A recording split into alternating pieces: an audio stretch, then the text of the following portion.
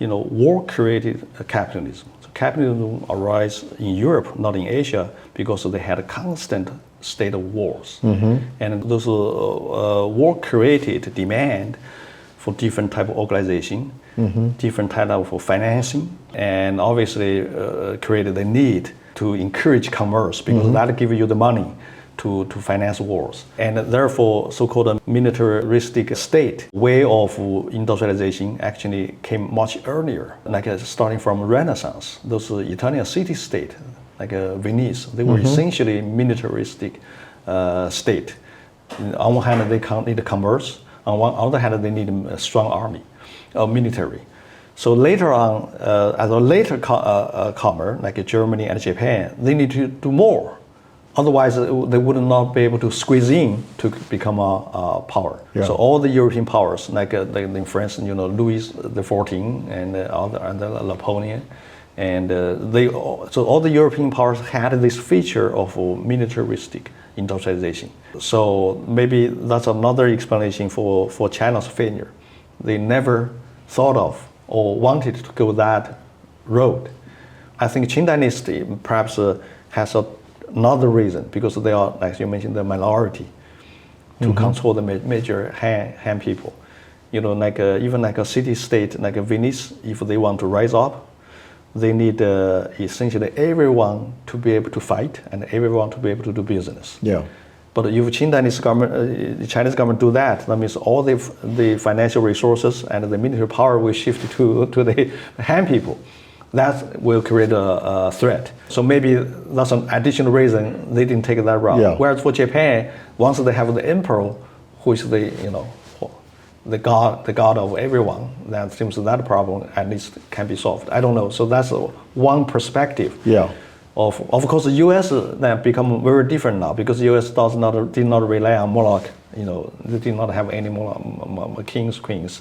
But the U.S. later on also, like today, you look at the U.S. this military complex, industrial complex, is something analogous to that kind of tradition. Yes. Very strong in that. Yeah. So developing countries think that this seems to be one of the essential elements for any country to become industrialized.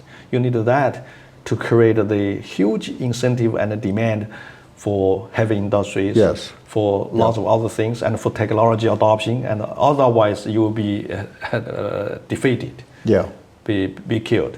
So that's one view. And of course, the U.S. has a lot of different features, like they minimize the size of government, but that's impossible for European. If you do that, perhaps you will be the next one to be destroyed. Yeah. How do you think this kind of perspective?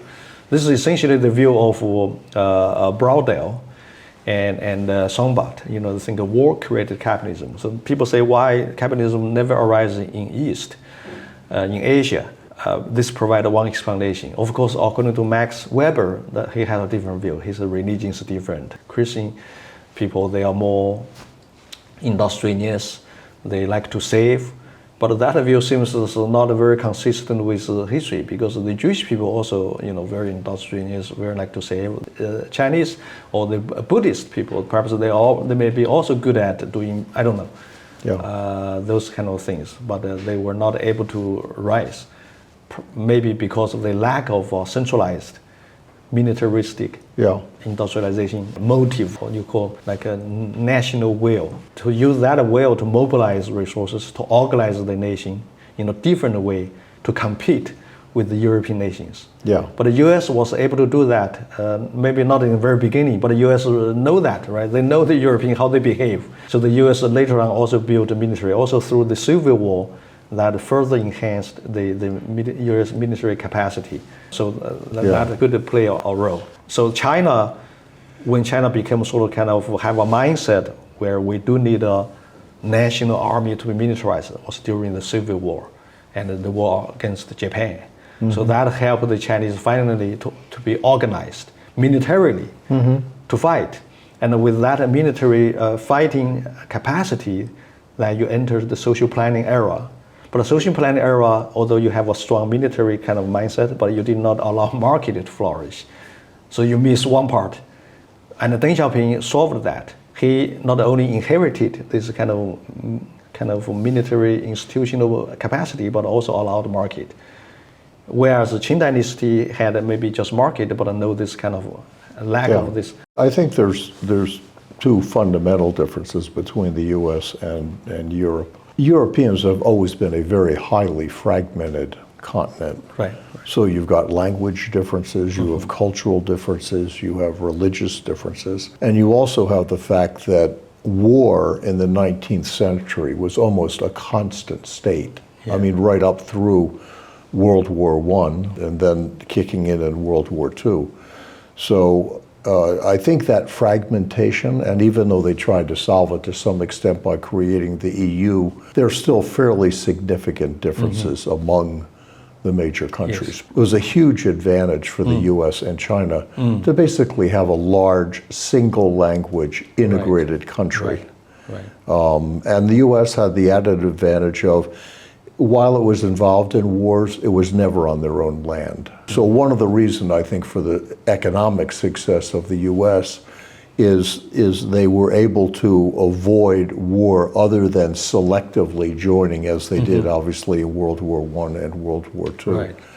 And then China, the same thing. I mean, China, the challenge for many years was the internal fighting of the warlords and the Civil War.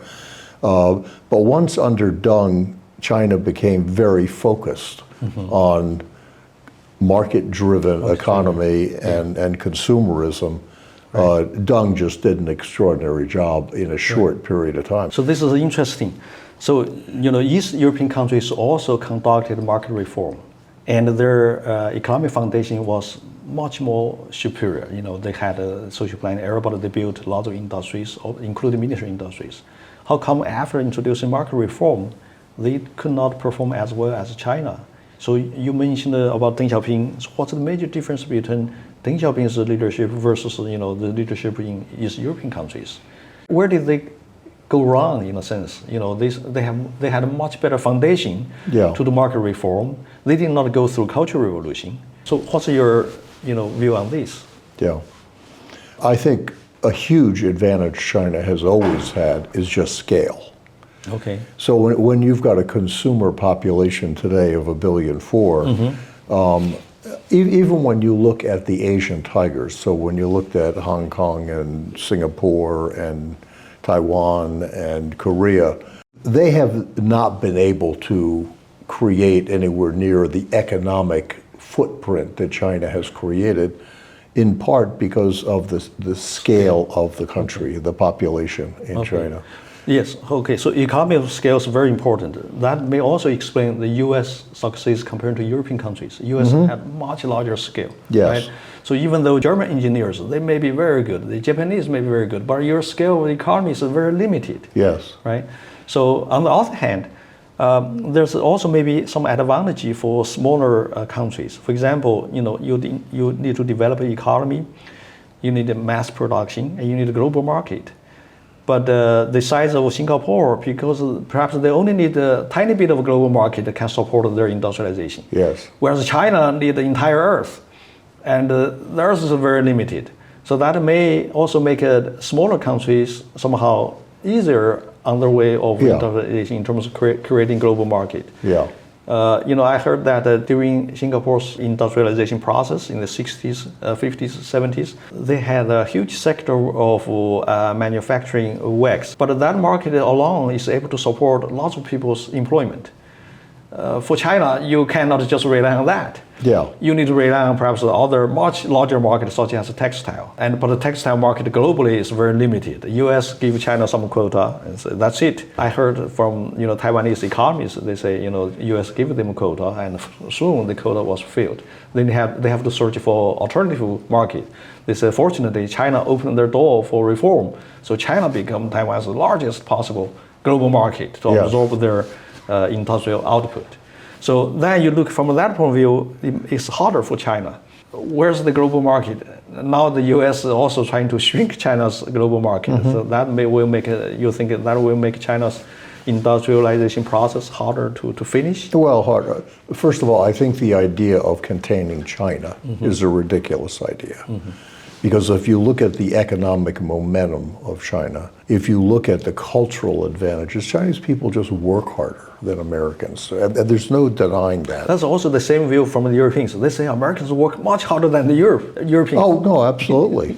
I mean, look at European. I mean, the number of strikes and the number of holidays. I mean, when we McKinsey hire people from in North America, from France and from Spain, I mean, they just are used to a model that is far less demanding. Mm-hmm. Whereas China is again, dramatically harder workers. So having worked at McKinsey and worked in many of our U.S. offices, and then the same in China, it's very different. How different? Well, first of all, if you were to go to most Americans and say, you're going to work 6 days a week, not 5, you're going to work from 9 to 9, they'd say you're crazy. Okay. I mean, but that's just it would not be accepted socially. That's recent in the U.S., right? But you go back to 19th century, perhaps the average Americans work as hard as Chinese. They work for 6 days, even 7 days per day, perhaps. Yeah, maybe during times of challenge, like war times. But I think, I mean, if I think about my father who grew up in the 20s, 30s, and 40s, his hours were not dissimilar from people working in the U.S. today. Okay.